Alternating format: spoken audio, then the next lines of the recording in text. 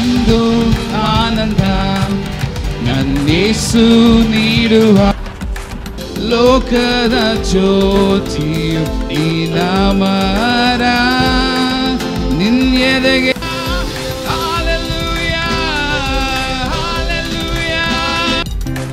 ಯೇಸುವೇ ಸ್ತೋತ್ರ, ನಿಮ್ಮನ್ನೇ ಆರಾಧಿಸ್ತೇವೆ.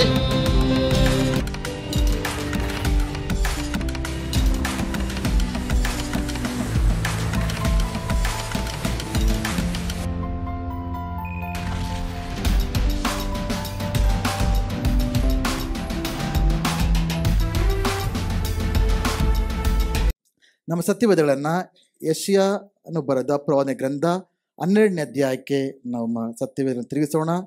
ಇದೊಂದು ಒಳ್ಳೆಯ ಹಾಡು, ಯೆಶಾಯನು ಬರೆದಂಥ ಹಾಡು. ಯೆಶಾಯ ಪ್ರವಾದಿ ಎಂಬುದಾಗಿ ನಮ್ಮೆಲ್ಲರೂ ಕೂಡ ಚೆನ್ನಾಗಿ ಗೊತ್ತು. ಒಂದು ಒಳ್ಳೆಯ ಹಾಡನ್ನು ಕೂಡ ಇಲ್ಲಿ ಹಾಡಿದ್ದಾನೆ. ಈ ಹಾಡನ್ನು ನಾವು ನೋಡಿ ಇದರಲ್ಲಿ ಮುಖಾಂತರ ಕೆಲವು ವಿಶೇಷವಾದ ಪಾಠಗಳನ್ನು ಇವತ್ತು ನಾವು ಕಲ್ತ್ಕೊಳ್ಳೋಣ. ಯೆಶಾಯನು ಬರೆದ ಪ್ರವಾದನೆ ಗ್ರಂಥ 12ನೇ ಅಧ್ಯಾಯ, ಎಲ್ಲರೂ ಕೂಡ ಒಟ್ಟಾಗಿ ಓದೋಣ. ಆ ದಿನದಲ್ಲಿ ನೀನು ಹೇಳುವುದೇನೆಂದರೆ, ಯೆಹೋವನೇ, ನಾನು ನನಗೆ ಕೃತಜ್ಞತೆಯನ್ನು ಸಲ್ಲಿಸುವೆನು. ನೀನು ನನ್ನ ಮೇಲೆ ಕೋಪಗೊಂಡಿದ್ದರೂ ಆ ನಿನ್ನ ಕೋಪವು ಪರಿಹಾರವಾಗಿ ನನ್ನನ್ನು ಸಂತೈಸುತ್ತೀಯಲ್ಲವೇ? ಇಗೋ ದೇವರೇ, ನನಗೆ ರಕ್ಷಣೆ. ನಾನು ಹೆದರದೆ ಭರವಸೆ ಪಡುವೆನು. ನನ್ನ ಬಲವು ಕೀರ್ತನೆಯು ಯಾಹುವನಷ್ಟೇ. ಆತನೇ ನನಗೆ ರಕ್ಷಕನಾದನು ಎಂಬುದೇ. ಮತ್ತೆ ರಕ್ಷಣೆ ಎಂಬ ಬಾವಿಗಳಿಂದ ನೀರನ್ನು ಉಲ್ಲಾಸದೊಡನೆ ಸೇದುವಿರಿ. ಆ ದಿನದಲ್ಲಿ ನೀವು ಹೇಳುವುದೇನೆಂದರೆ, ಯೆಹೋವನಿಗೆ ಕೃತಜ್ಞತಾಸ್ತುತಿ ಮಾಡಿರಿ, ಆತನ ನಾಮದ ಮಹತ್ವವನ್ನು ವರ್ಣಿಸಿರಿ, ಜನಾಂಗಗಳಲ್ಲಿ ಆತನ ಕೃತ್ಯಗಳನ್ನು ಪ್ರಸಿದ್ಧಪಡಿಸಿರಿ, ಆತನ ನಾಮವು ಉನ್ನತೋನ್ನತವೆಂದು ಜ್ಞಾಪಕಪಡಿಸಿರಿ, ಯೆಹೋವನನ್ನು ಗಾನದಿಂದ ಸ್ತುತಿಸಿರಿ, ಆತನ ಮಹಿಮೆಯ ಕಾರ್ಯಗಳನ್ನು ಮಾಡಿದ್ದಾನೆ. ಇದು ಭೂಮಂಡಲದಲ್ಲೆಲ್ಲ ತಿಳಿದಿರಲಿ. ಚಿಯೋನಿನ ನಿವಾಸಿಗಳೇ, ಕೂಗಿರಿ, ಉತ್ಸಾಹ ಧ್ವನಿ ಮಾಡಿರಿ. ಇಸ್ರಾಯೇಲರ ಸದಮಲ ಸ್ವಾಮಿಯು ನಿಮ್ಮ ಮಧ್ಯದಲ್ಲಿ ಮಹತ್ತಾಗಿದ್ದಾನಷ್ಟೇ ಎಂಬುದೇ. ಆಮೇಲೆ ಎಲ್ಲರ ಜೊತೆಗೆ ಚಪ್ಪಳೆ ತಟ್ಟುತ್ತಾ ದೇವರ ನಾಮವನ್ನ ನಾವು ಮಹಿಮೆಪಡಿಸೋಣ. ಇದರಲ್ಲಿ ಬಹಳ ಅರ್ಥಪೂರ್ವಕವಾದ, ಬಹಳ ಶಕ್ತಿಯನ್ನು ಒಳಗೊಂಡಿರತಕ್ಕಂಥ ಮಾತುಗಳನ್ನ ಪ್ರವಾದಿಯಾದ ಯೆಶಾಯನು ಇಲ್ಲಿ ಬರೆದಿದ್ದಾನೆ. ಮೊದಲನೇ ವಾಕ್ಯ ಯಾವ ರೀತಿಯಾಗಿ ಪ್ರಾರಂಭ ಆಗ್ತಂದ್ರೆ, ಆ ದಿನದಲ್ಲಿ ನೀವು ಹೇಳೋದೇನೆಂದರೆ. ಆ ದಿನ ಅಂದ್ರೆ ಯಾವ ದಿನ ಅನ್ನೋದ್ರ ಬಗ್ಗೆ ನಾವು ಯೋಚನೆ ಮಾಡೋಣ. ಆ ದಿನ ಅಂದ್ರೆ ಯೆಶಾಯನು ಸುಮಾರು 8th century BCಯಲ್ಲಿ ವಾಸ ಮಾಡಿದಂಥ ಮನುಷ್ಯನು, ದೇವರ ಪ್ರವಾದಿಯು. ಆ ದಿನಗಳಲ್ಲಿ ಆತನು ಪ್ರವಾದವನ್ನು ನುಡಿದಂಥ ವ್ಯಕ್ತಿಯಾಗಿದ್ದ. ಆ ದಿನಗಳಲ್ಲಿ ಇಸ್ರಾಯೇಲ್ ಜನರು ಬಹಳ ಪಾಪದಲ್ಲಿ ಬಿದ್ದೋಗಿದ್ರು. ದೇವರಿಗೆ ಬೆನ್ನು ತೋರಿಸಿ ವಿಗ್ರಹ ಆರಾಧನೆಯಲ್ಲಿಯೂ, ಬಹಳ ಅನೈತಿಕವಾದ ಜೀವನದಲ್ಲಿಯೂ, ಇಮ್ಮಾರಲ್ ಲೈಫ್, ಬೇರೆ ಬೇರೆ ಪಾಪಗಳಲ್ಲಿ ದೇವರ ಜನರು ಬಿದ್ದೋಗ್ಬಿಟ್ಟಿದ್ದಾರೆ. ಅವರ ಪ್ರಾರ್ಥನೆಗೆ ಬಂದರು, ಆಲಯಕ್ಕೆ ಬಂದರು, ಆರಾಧನೆಗೆ ಬಂದರು, ಅದ ಮನಪೂರ್ವಕವಾಗಿ ಮಾಡದೆ ಅದು ಕೇವಲ ವೇಷಧಾರಿಗಳಾಗಿ ಮಾಡ್ತಾ ಇದ್ರು. ಅಂತ ಒಂದು ಸನ್ನಿವೇಶದಲ್ಲಿ ದೇವರು ಯೆಶಾಯನಿಗೆ ಕೊಡ್ತಾ ಇರತಕ್ಕಂಥ ಮಾತುಗಳಿದು. ದೇವರು ಯೆಶಾಯನ ನೋಡಿ ಹೇಳ್ತಾ ಇದ್ದಾರೆ, ನನ್ನ ಜನರ ಪಾಪಗಳನ್ನು ನನ್ನ ಕೆಲಸ ಸಹಿಸ್ಕೊಳಕ್ ಆಗ್ತಾ ಇಲ್ಲ, ಅದಕ್ಕೆ ನಾನು ಅಸ್ಸಿರಿಯ ಎಂಬ ರಾಜ್ಯವನ್ನು ಎಬ್ಬಿಸ್ತಾ ಇದ್ದೇನೆ, ತರುವಾಯ ಬಾಬಿಲೋನ್ ಎಂಬ ರಾಜ್ಯವನ್ನು ಎಬ್ಬಿಸ್ತಾ ಇದ್ದೇನೆ, ಅವರ ಮುಖಾಂತರ ಜನರನ್ನು ನಾನು ರಕ್ಷಿಸ್ತೇನೆ ಎಂಬುದಾಗಿ, ಅವರ ಮುಖಾಂತರ ಶಿಕ್ಷಿಸ್ತೇನೆ ಎಂಬುದಾಗಿ ದೇವರು ಹೇಳ್ತಾ ಇದ್ದಾರೆ. ಆ ಶಿಕ್ಷೆ ಆದ ನಂತರ ದೇವರು ಮತ್ತೆ ಅವರನ್ನ ನಾನು ಬಿಡುಗಡೆ ಮಾಡ್ತೇನೆ, ಪುನರ್ಸ್ಥಾಪಿಸ್ತೇನೆ, ನನ್ನ ಮಗನಾದ ಯೇಸು ಕ್ರಿಸ್ತನನ್ನ ಕಳುಹಿಸಿ ಇಡೀ ದೇಶವನ್ನ ನಾನು ರಕ್ಷಿಸ್ತೇನೆ ಎಂಬ ಪ್ರವಾದನೆಯನ್ನ ದೇವರು ಯೆಶಾಯನಿಗೆ ತಿಳಿಸಿದಾಗ, ಆ ಒಂದು ಕಾಂಟೆಕ್ಸ್ಟ್ ಅಲ್ಲಿ ಯೆಶಾಯನು ಬರಿತಿರತಕ್ಕಂಥ ಹಾಡು ಇದು. ಆ ದಿನದಲ್ಲಿ ಯಾವ ದಿನದಲ್ಲಿ ದೇವರು ತನ್ನ ಜನರನ್ನ ಬಿಡುಗಡೆ ಮಾಡ್ತಾನೋ, on the day of deliverance, ಯಾವಾಗ ದೇವರು ತನ್ನ ಜನರಿಗೆ ಬಿಡುಗಡೆನ ಕೊಡ್ತಾನೋ, ಯಾವ ದಿನದಲ್ಲಿ ದೇವರು ತನ್ನ ಮಗನಾದ ಯೇಸು ಕ್ರಿಸ್ತನನ್ನ ಕಳುಹಿಸಿಕೊಟ್ಟು ಇಡೀ ಜನರಿಗೆ, ಲೋಕಕ್ಕೆ ಬಿಡುಗಡೆನ ಕೊಡ್ತಾನೋ, ಆ ದಿನದಲ್ಲಿ ನಮ್ಮ ಹಾಡು ಇದಾಗಿರುತ್ತೆ ಎಂಬುದಾಗಿ. ಹಲ್ಲೆಲೂಯಾ. ಎಷ್ಟು ಜನ ಆ ದಿನವನ್ನ ನಿಮ್ಮ ಜೀವನದಲ್ಲಿ ಅನುಭವಿಸಿದ್ದೀರಾ? ಯೇಸು ಸ್ವಾಮಿಯು ನಿಮ್ಮ ಜೀವಿತದೊಳಗೆ ಬಂದು ಬಿಡುಗಡೆಯನ್ನು ಕೊಟ್ಟಂತ ದಿನ ಎಷ್ಟು ಜನ ಅನುಭವಿಸಿದ್ದೀರಾ? ಎಲ್ಲರೂ? ಹಲ್ಲೆಲೂಯಾ. ಅದು ಒಂದು ದಿನದ ಮಾತ್ರ ಘಟನೆ ಅಲ್ಲ, ನಮ್ಮ ಜೀವನ ಪರ್ಯಂತ ಕೂಡ ಅನೇಕ ವಿಷಯಗಳಿಂದ ದೇವರು ಬಿಡುಗಡೆ ಮಾಡ್ತಾನೆ ಇರ್ತಾರೆ.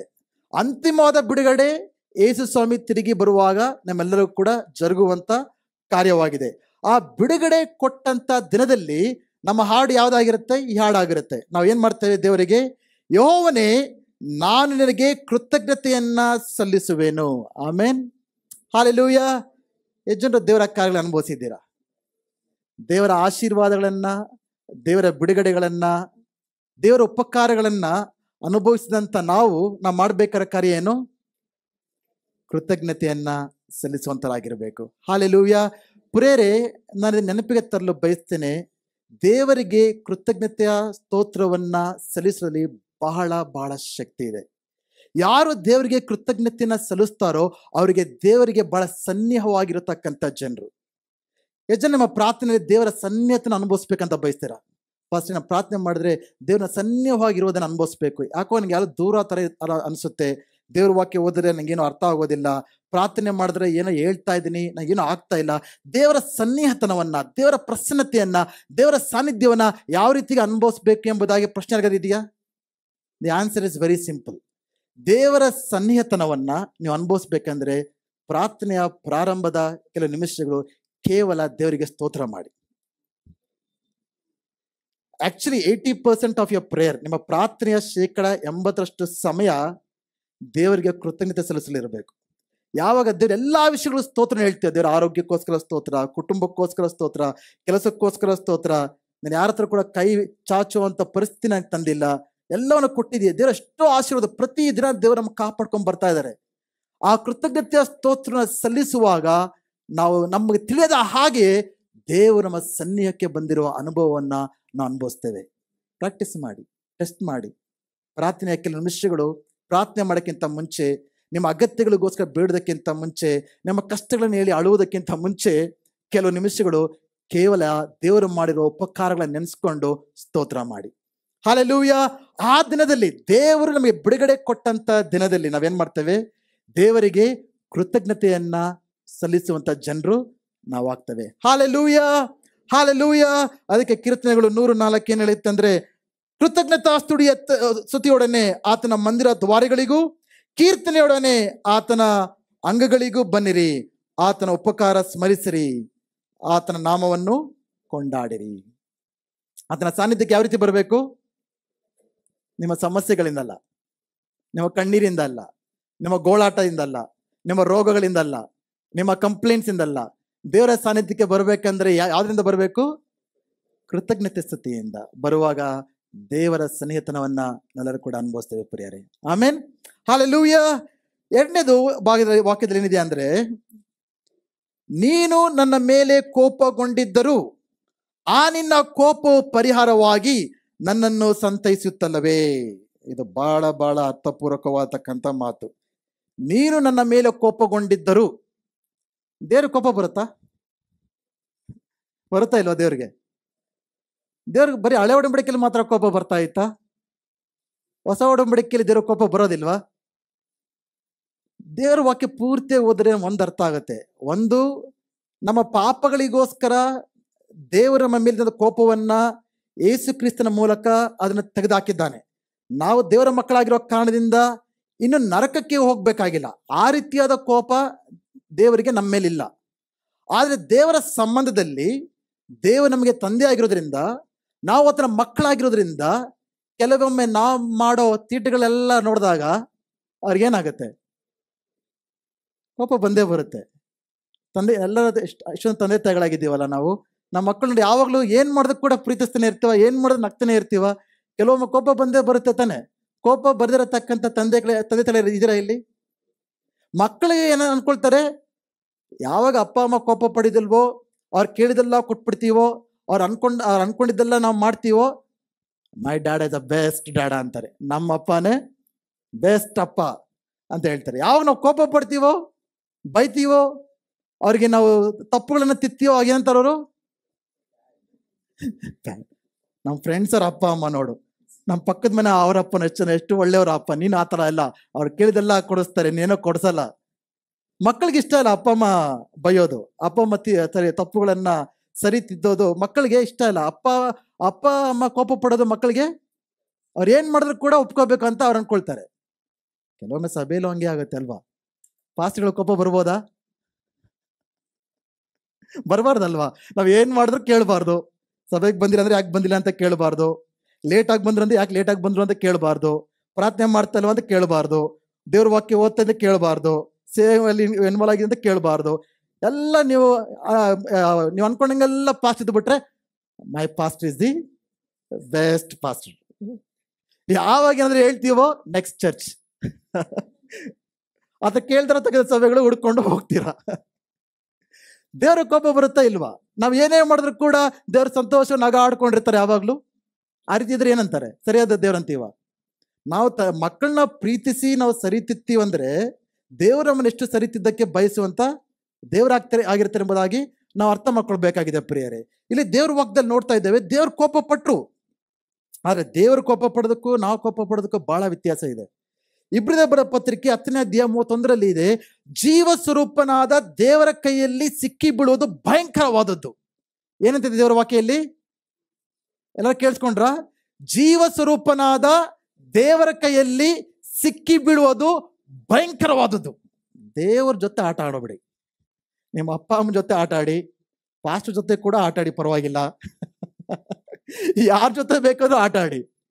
ಬಟ್ ಒಂದನ್ನ ಅರ್ಥ, ದೇವ್ರ ಜೊತೆ ಮಾತ್ರ ನೀವು ಆಟ ಆಡಕ್ಕೆ ಹೋಗ್ಬೇಡ. ಅವ್ರಿಗೆ ಯಾವ ರೀತಿ ನಮ್ಮನ್ಗೆ ತಿಳಿಸ್ಬೇಕೋ ಆ ರೀತಿ ತಿಳಿಸಕ್ಕೆ ಶಕ್ತನಾಥನಾಗಿದ್ದಾನೆ. ಪ್ರೀತಿ ಇದೆ, ಕೆಲವೊಮ್ಮೆ ಅಷ್ಟೇ ಕೂಡ ಆ ಪ್ರೀತಿ ಇರೋದ್ರಿಂದನೇ ಅದನ್ನ ಏನ್ ಬರುವಂಥದ್ದಾಗಿದೆ? ಕೋಪ. ಆದ್ರೆ ಆತನ ಕೋಪ ಬಹಳ ವ್ಯತ್ಯಾಸವಾದ ಕೋಪ. ನಮ್ಮ ಕೋಪಕ್ಕೂ ದೇವರ ಕೋಪಕ್ಕೂ ಬಹಳ ವ್ಯತ್ಯಾಸವಾದ ಕೋಪ. ಅಟ್ಲೀಸ್ಟ್ ಮೂರು ಡಿಫ್ರೆನ್ಸ್ ಹೇಳ್ತೇನೆ. ದೇವರ ಕೋಪ ಇದು ಸ್ಲೋ ಟು ಆಂಗರ್. ಕೀರ್ತನೆ 103:8 ಯೆಹೋವನ ಕನಿಕರವು ದಯೆಯು ದೀರ್ಘ ಶಾಂತಿಯು ಪೂರ್ಣ ಪ್ರೀತಿಯು ಉಳ್ಳವನು. ಇಂಗ್ಲಿಷ್ ಅಲ್ಲಿ ಸ್ಲೋ ಟು ಆಂಗರ್ ಅಂತ ಇದೆ, ದೀರ್ಘ ಶಾಂತಿ. ದೇವ್ರು ನಮ್ಮ ಹಾಗೆ ತಕ್ಷಣ ಕೋಪ ಬಿಡಲ್ಲ, ತಟ್ಟನೆ ಕೋಪ ಬಿಡಲ್ಲ. ಇದಕ್ಕಿದಂಗೆನೆ ದೇವ್ರ ಕೋಪ ಯಾವ ರೀತಿ ಇರುತ್ತೆ? ಸ್ಲೋ. ಅಷ್ಟು ಫಾಸ್ಟ್ ಆಗಿ ಅವ್ರು ಕೋಪ ಪಡೋದಿಲ್ಲ. ಅವ್ರು ಕೋಪ ಪಡ್ತಾರೆ, ಬಟ್ ಅವ್ರ ಕೋಪ ಯಾವ ರೀತಿ ಇರುತ್ತೆ? ಸ್ಲೋ. ಯಾವಾಗ ನಾವು ಮಾಡಿದ ತಪ್ಪನೆ ಮತ್ತೆ ಮತ್ತೆ ಮಾಡ್ತಾ ಇರ್ತೀವೋ, ತಿದ್ದಿದ್ರು ಮತ್ತೆ ಮಾಡ್ತಾನೆ ಇರ್ತೀವೋ, ದೇವ್ರು ಖಂಡಿತವಾಗಿ ಕೋಪ ಬಂದೇ ಬರುತ್ತೆ. ಸೊ ಅವ್ರು ತಕ್ಷಣವಾಗಿ ನಮ್ಮ ಮೇಲೆ ಕೋಪ ಪಡುವಂಥ ದೇವರಲ್ಲ. ನಮಗೆ ಒಳ್ಳೆ ಮಾತಲ್ಲಿ ಹೇಳ್ತಾನೆ ಇರ್ತಾರೆ. ಆ ಒಳ್ಳೆ ಮಾತು ಹೇಳಿದಾಗ ತಿದ್ದುಕೊಂಡ್ರೆ ಒಳ್ಳೇದು. ಆತನ ಮತ್ತೆ ಮತ್ತೆ ಹೇಳ್ತಾರು ಕೂಡ ಸರಿಪಡಿಸ್ಕೊಂಡಿಲ್ಲ ಅಂದ್ರೆ ಅದಕ್ಕೆ ಅನುಭವಿಸ್ಬೇಕಾಗಿರ್ತಕ್ಕಂಥ ಪ್ರತಿಫಲಗಳನ್ನ ಅನುಭವಿಸ್ಲೇಬೇಕಾಗತ್ತೆ. ಇನ್ನೊಂದು, ಈ ಹಾಡು ಯಾರು ಖುದ್ದ ಹಾಡೋದು? ಆ ದಿನದಲ್ಲಿ ದೇವರ ಬಿಡುಗಡೆಯನ್ನ ಅನುಭವಿಸಿದ ಜನರು ಆಡತಕ್ಕಂಥ ಹಾಡು. It's a song of the remnant. English ಮತ್ತೆ ರೆಮನೆಂಟ್ ಅಂತ ಅಂದ್ರೆ ನಂಬಿಗಸ್ತರಾದ ಜನರು ಆಡುವಂತ ಹಾಡಿದು. ಎಲ್ಲಾ ವಿಶ್ವಾಸಿಗಳು ಕೂಡ ಆಡುವಂತ ಹಾಡಲ್ಲ. ಇಸ್ರಾಯೇಲರ ಎಲ್ಲಾ ಜನರು ಕೂಡ ಹಾಡುವಂತ ಹಾಡಲ್ಲ ಇದು. ಯಾರು ಹಾಡನ್ನ ಹಾಡೋದು? ನಂಬಿಗಸ್ತರಾದ ಜನರು. ಈ ನಂಬಿಗಸ್ತರಾದ ಜನರು ಯಾರಂದ್ರೆ ಅವ್ರ ಸುತ್ತಮುತ್ತಲಿರುವ ಎಲ್ಲಾ ಜನರು, ದೇವರ ಜನರು ಪಾಪದಲ್ಲಿ ಬಿದ್ದೋಗಿದ್ರು ಕೂಡ ಇವರು ದೇವರಿಗೆ ನಂಬಿಗಸ್ತರಾಗಿರ್ತಾ ಇದ್ರು. ಇವರು ಯಾವ ರೀತಿ ಜನರು ಅಂದ್ರೆ, ದೇವರು ಇಡೀ ದೇಶವನ್ನ ಶಿಕ್ಷಿಸಿದ್ರು ಕೂಡ, ಅವರೆಲ್ಲರೂ ಕೂಡ ಸೆರೆಗೆ ಒಯ್ಯಲ್ಪಟ್ಟರು ಕೂಡ ಇವರು ದೇವರ ಮೇಲೆ ಕೋಪ ಪಡದೆ, ದೇವರಿಗೆ ಪ್ರಶ್ನೆ ಹಾಕದೆ, ದೇವರಿಗೆ ನಂಬಿಗಸ್ತರಾಗಿ ಉಳ್ಕೊಂಡ್ರು. ಇವ್ರ ತಪ್ಪುಗಳೇನೋ ಮಾಡಿಲ್ಲ, ಇವ್ರ ಪಾಪಗಳೇನೋ ಮಾಡಿಲ್ಲ. ಬೇರೆಯವ್ರು ಮಾಡಿದ ತಪ್ಪಿಗೆ ಇವ್ರ ಪ್ರತಿಫಲ ಅನುಭವಿಸ್ಬೇಕಾದ್ರೂ ಕೂಡ ಅವರು ದೇವರಲ್ಲಿ ನಿರೀಕ್ಷೆ ಉಳ್ಳಂತ ಜನರು ಇವರಾಗಿದ್ರು. ಅಂಥವರು ಆಡುವಂತ ಹಾಡು ಈ ಒಂದು ನಿರೀಕ್ಷೆಯ ಹಾಡಾಗಿದೆ. ಎರಡನೇ ಒಂದು ನಾವು ಅರ್ಥ ಮಾಡ್ಕೊಳ್ಬೇಕಂದ್ರೆ ದೇವರ ಕೋಪದ ಬಗ್ಗೆ, God's anger is not forever. ದೇವರು ಯಾವಾಗಲೂ ಕೂಡ ನಮ್ಮ ಮೇಲೆ ಕೋಪ ಪಡುವಂತ ದೇವರಲ್ಲ. Is that good? ಒಳ್ಳೇದ ಅದು? ದೇವರು ಯಾವಾಗ್ಲೂ ನಮ್ಮ ಮೇಲೆ ಕೋಪ ಪಡೆದಿದ್ರೆ ನಂತರ ಕೀರ್ತನೆ 35 ಹೇಳುತ್ತೆ, ಆತನ ಕೋಪವು ಕ್ಷಣ ಮಾತ್ರವೇ, ಆತನ ಅನುಗ್ರಹವೋ ಜೀವಮಾನವೆಲ್ಲ ಇರುವುದು.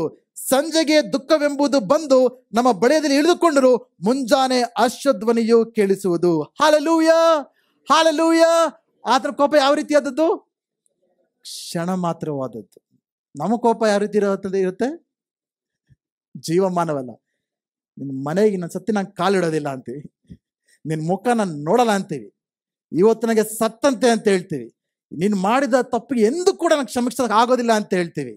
ಅದು ಯಾವ ರೀತಿಯ, ಯಾರು ಪಡೋ ಕೋಪ? ಅದು ಮನುಷ್ಯರು ಪಡುವಂಥ ಕೋಪ. ದೇವರು ಆ ರೀತಿ ನಮ್ಮ ಮೇಲೆ ಕೋಪ ಪಟ್ರೆ ನಾವು ದೇವ್ರ ಮುಂದೆ ನಿಲ್ಲಕ್ಕಾಗತ್ತಾ? ಬಟ್ ದೇವರ ಕೋಪ ಯಾವ ರೀತಿ? ಕ್ಷಣ ಮಾತ್ರ ಇರುವಂಥ ಕೋಪ. ಕೋಪ ಪಡ್ತಾರೆ, ಕೋಪ ತರಿಸ್ತೀವಿ ನಾವು. ನಾವೇನ್ ಮಾಡ್ತೀವಿ? ದೇವರಿಗೆ ನಾವು ಮಾಡೋ ವಿಷಯಗಳು, ಮಾತಾಡೋ ರೀತಿಗಳು, ನಾವು ಮಾಡುವಂಥ ಕಾರ್ಯಗಳು ಖಂಡಿತವಾಗಿ ದೇವರ ಕೋಪ ಬರುತ್ತೆ.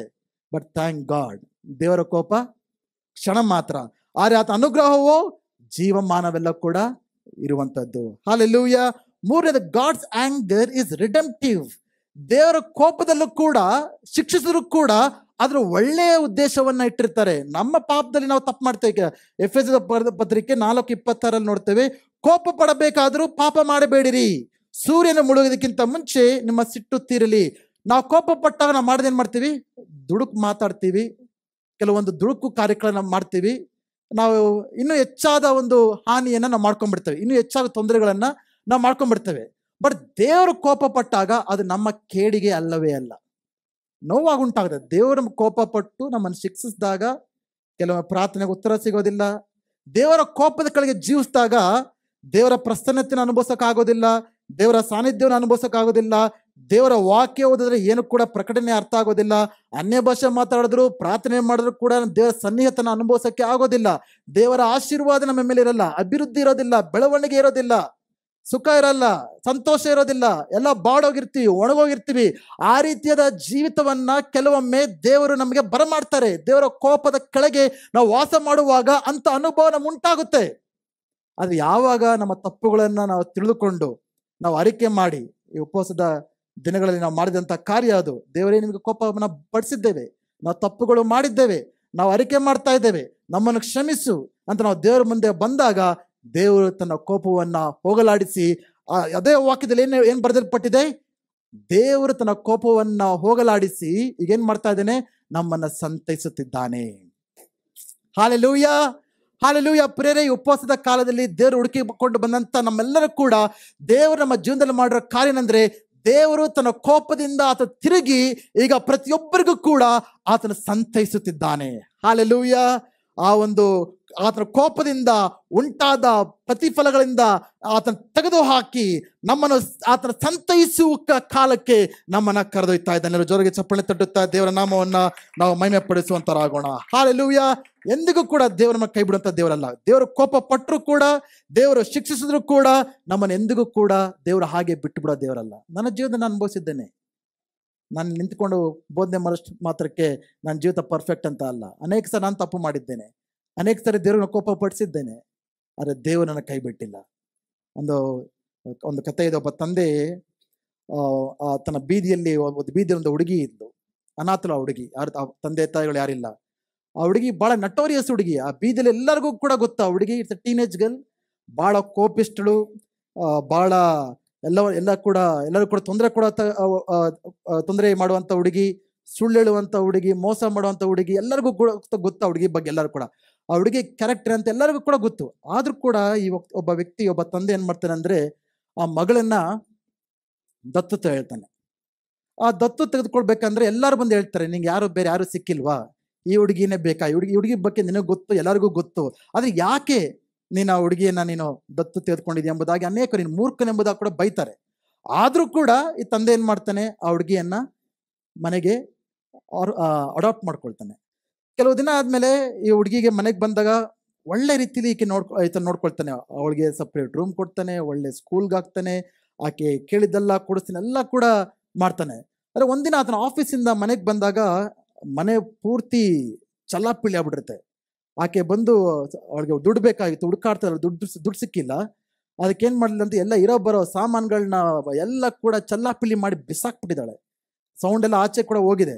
ಅವರೆಲ್ಲರೂ ಕೂಡ ವಾಪಸ್ ಬಂದಾಗ, ಈ ವ್ಯಕ್ತಿ ವಾಪಸ್ ಮನೆಗೆ ಬಂದಾಗ ಅವರು ಕೂಡ ನೋಡಕ್ ಬಂದಿದ್ದಾರೆ ಏನಾಗುತ್ತೋ ಅಂತ. ಸೊ ಅವರೆಲ್ಲರೂ ಕೂಡ ಹೇಳ್ತಾ ಇದ್ದಾರೆ, ನಾನು ಫಸ್ಟೇ ಹೇಳಿದ್ವಿ ತಾನೆ ಈ ಹುಡುಗಿ ನೀನು ದತ್ತು ತೆಗೆದುಕೊಳ್ಬೇಡ ಅಂತ, ಹೆಂಗೋ ಇನ್ನೂ ಅಡಾಪ್ಷನ್ ಎಲ್ಲ ಕಂಪ್ಲೀಟ್ ಆಗಿಲ್ಲ, ಆಕೆ ನಾವು ಕಳಿಸ್ಬಿಡು, ಹೇಗೋ ಅವಳು ನಿನ್ನ ಮಗಳಲ್ವಲ್ಲ ಅಂತ ಅವರೆಲ್ಲರೂ ಕೂಡ ಹೇಳ್ತಾರೆ. ಅದಕ್ಕೆ ಈತನ ಹೇಳ್ತಾನೆ, ಆಕೆ ನನ್ನ ಮಗಳು ಆಗದೆ ಇರ್ಬೋದು, ಆದ್ರೆ ನಾನು ಹೇಳಿದ್ದೇನೆ ಆಕೆ ನನ್ನ ಮಗಳು ಅಂತ. ಅವಳು ನನ್ನ ಮಗಳಲ್ಲ, ಆದ್ರೆ ನಾನು ಹೇಳಿದ್ದೇನೆ ಆಕೆ ನನ್ನ ಮಗಳು ಎಂಬುದಾಗಿ. ಅದೇ ಆದ ತಂದೆಯಾದ ಹೃದಯವನ್ನ ದೇವರು ನಮ್ಮನ್ನ ಕುರಿತು ಹೊಂದಿಕೊಂಡಿರಂತ ದೇವರಾಗಿದ್ದಾನೆ. ಆತನೇನು ಹೇಳಿದ್ದಾನೆ, ಆತನೇನ್ ಮಾಡಿದ್ದಾನೆ, ತನ್ನ ಮಗನಾಗಿ ಮಗಳಾಗಿ ಸ್ವೀಕರಿಸಿದ್ದಾನೆ. ಎಷ್ಟೋ ಕಾರ್ಯಗಳನ್ನ ಮಾಡ್ತೇವೆ, ಆತಗೆ ಇಷ್ಟವಿಲ್ಲದ ಕಾರ್ಯಗಳನ್ನ, ಆತ ಕೋಪಪಡಿಸೋ ಕಾರ್ಯಗಳನ್ನ ಅನೇಕ ಸಾರಿ ಎಲ್ಲರೂ ಕೂಡ ಮಾಡಿದ್ದೇವೆ. ಆದರೆ ದೇವರು ನಮ್ಮನ್ನು ಕೈ ಬಿಟ್ಟಿಲ್ಲ, ದೇವರು ನಮ್ಮನ್ನು ತೋರದಿಲ್ಲ, ದೇವರು ನಮ್ಮನ್ನು ಮರ್ತಿಲ್ಲ. ಶಿಕ್ಷಿಸ್ತಾರೆ, ಆದರೆ ಖಂಡಿತವಾಗಿ ನಮ್ಮನ್ನು ಮತ್ತೆ ತನ್ನ ಕಡೆಗೆ ಸೆಳೆದುಕೊಳ್ಳುವಂತ ದೇವರಾಗಿದ್ದಾನೆ. Hallelujah, hallelujah. ಎಲ್ಲ ಜೋರಾಗಿ ಚಪ್ಪಾಳೆ ತಟ್ಟುತ್ತಾ ದೇವರ ನಾಮವನ್ನ ನಾವು ಮಹಿಮೆಪಡಿಸೋಣ. 2ನೇ ವಾಕ್ಯ ಹೇಳುತ್ತೆ, ಇಗೋ ದೇವರೇ ನನಗೆ ರಕ್ಷಣೆ, ನಾನು ಹೆದರದೆ ಭರವಸೆ ಪಡುವೆನು, ನನ್ನ ಬಲವು ಕೀರ್ತನೆಯು ಯೆಹೋವನಷ್ಟೇ, ಆತನೇ ನನಗೆ ರಕ್ಷಕನಾದನು ಎಂಬುದೇ. ಆಮೇನ್. ಇದು ಎಂಥ ಮಾತುಗಳಿದು? ಇದು ಭರವಸೆಯ ಮಾತುಗಳು, ಕಾನ್ಫಿಡೆನ್ಸ್.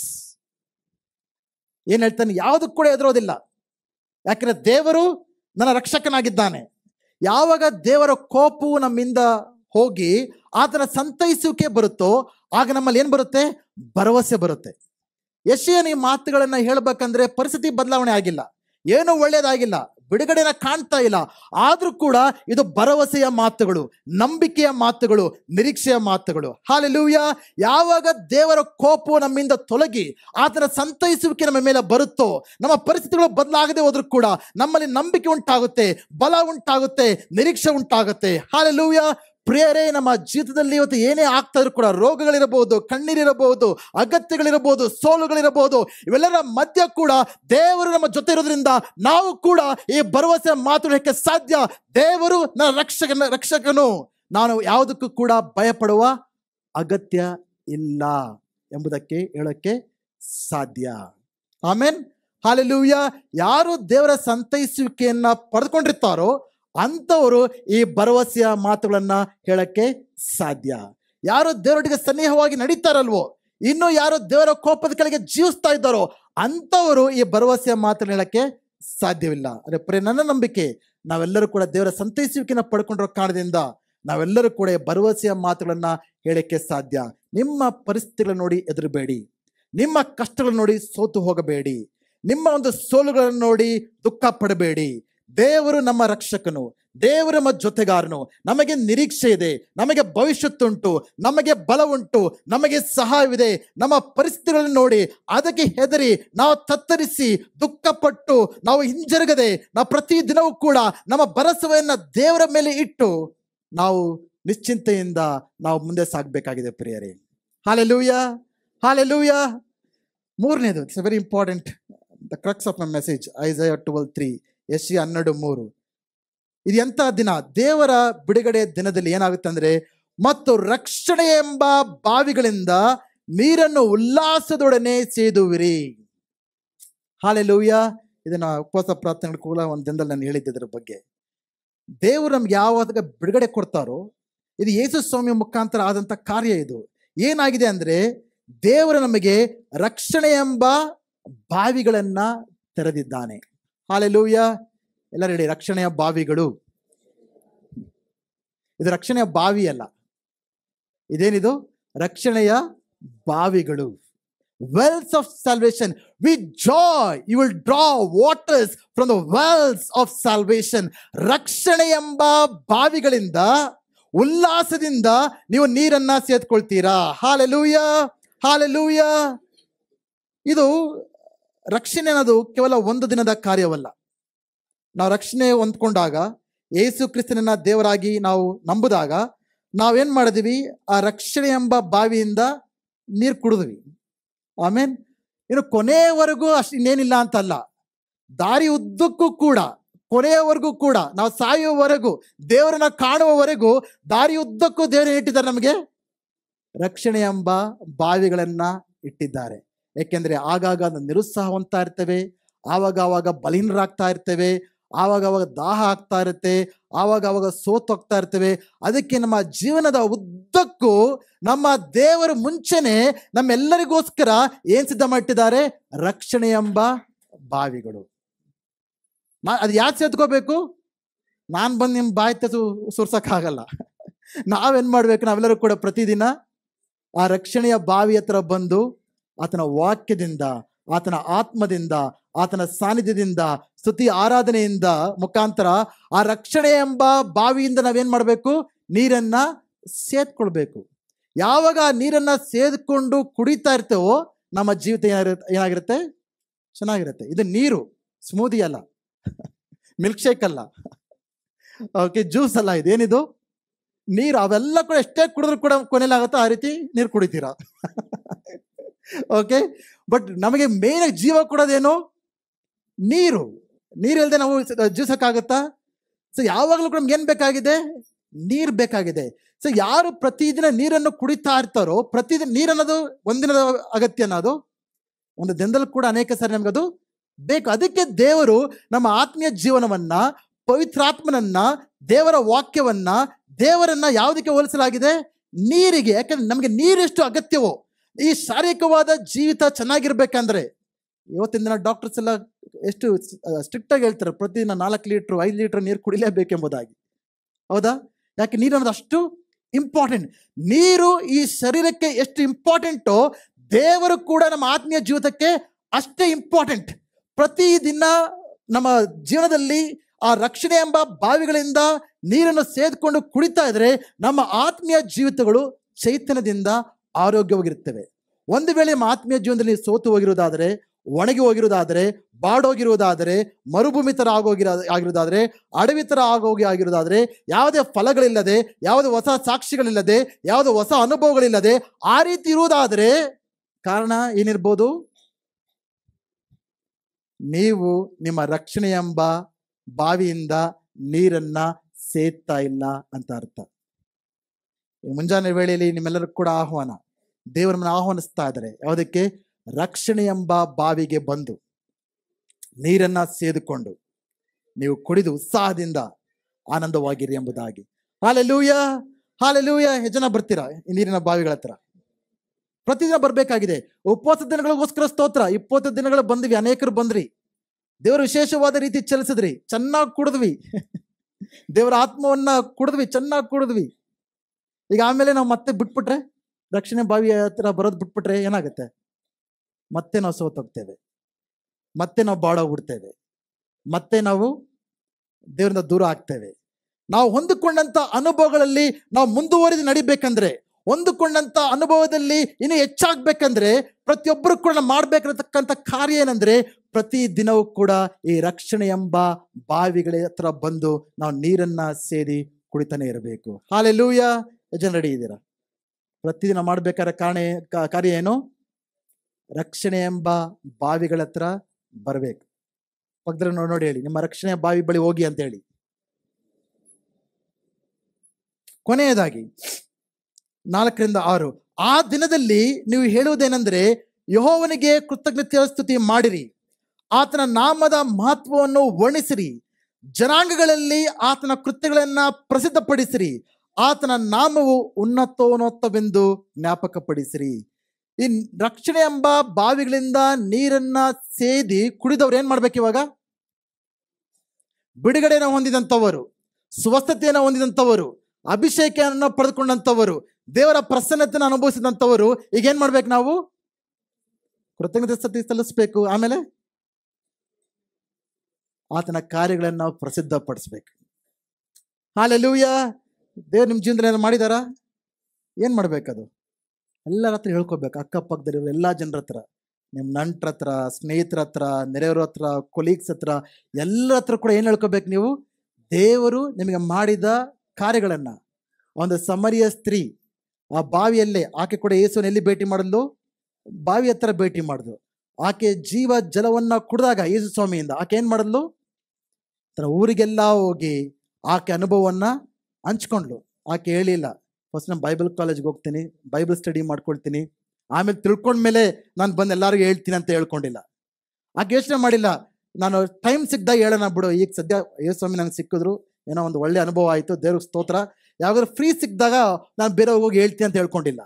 ಇಮ್ಮಿಡಿಯೇಟ್ಲಿ, ತಕ್ಷಣನೇ ಆಕೆ ಹೋಗಿ ಏನು ಮಾಡ್ತಾ ಇದ್ದಾಳೆ? ಎಲ್ಲರಿಗೂ ಕೂಡ ಯೇಸು ಸ್ವಾಮಿಯ ಬಗ್ಗೆ ಸಾರ್ತಾ ಇದ್ದಾಳೆ. ಹಾಲೆಲೂಯ. ಸೊ ದೇವರ ಬಿಡುಗಡೆಯನ್ನ ಅನುಭವಿಸಿದಂತ ನಾವೆಲ್ಲರೂ ಕೂಡ ಏನ್ ಮಾಡ್ಬೇಕು? ತಕ್ಷಣ ಎಲ್ಲರೂ ಕೂಡ ಸಾರುವಂತರಾಗಿರ್ಬೇಕು. ರೆಡಿನಾ ಸಾರಕ್ಕೆ ವಾರ? ಹಾಲೆಲೂಯ.